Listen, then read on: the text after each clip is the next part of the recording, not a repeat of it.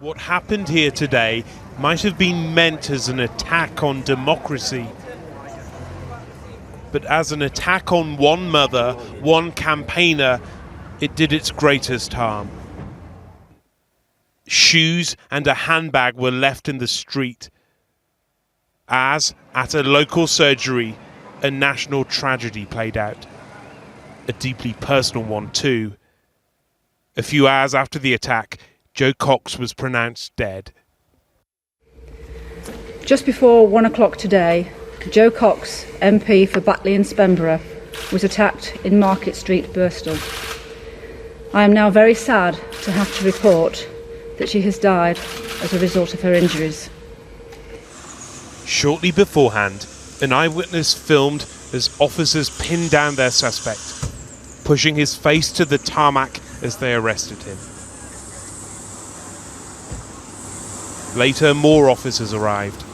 Some were armed, because just minutes before, he's thought to have walked away from an attack on his MP. The man, named locally as Tommy Mayer, is suspected of using a knife and a homemade gun. He was handcuffed, dragged to the side of the road. He's being questioned tonight on suspicion of murder. Pulled the gun, you know, a makeshift gun or a son-off gun or a handmade gun, I don't know. And next minute, I knew it went bang. But where? We didn't know. I thought he was shooting randomly. So I said to the customer, let's go back to the restaurant. So we went back to the restaurant. As we got back to the restaurant, another shot. This community was not just somewhere Jo Cox worked. It's where she lived, where she was raised. It's where she was left bleeding on the ground today. Investigators are trying to establish a motive. Was it her views on Europe, her campaigns on Syria, or something else?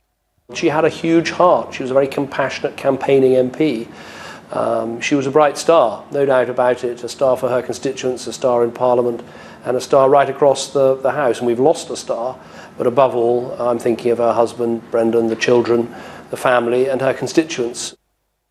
And her husband said, "Today is the beginning of a new chapter in our lives, more difficult, more painful, less joyful, less full of love."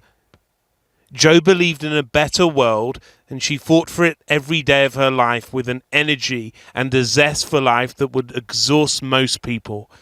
She would have wanted two things above all else to happen now. One, that our precious children are bathed in love, and two, that we all unite to fight against the hatred that killed her.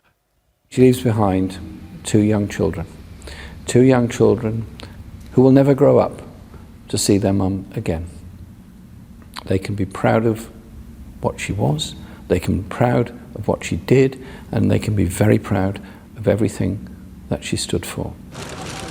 There is pride at Westminster, but here in West Yorkshire, it is much more than that. Tonight, flowers were laid and memories were shared. It's a human story. Jo was a mum. Jo was a wife. Jo was someone who was cared for by her parents and supported by her parents in her work and in her family life. This evening, in the heart of her constituency, a church vigil. A tribute that crossed religious lines in a church that could hardly contain the congregation. What happened here today has overwhelmed everyone and left this community with so many questions.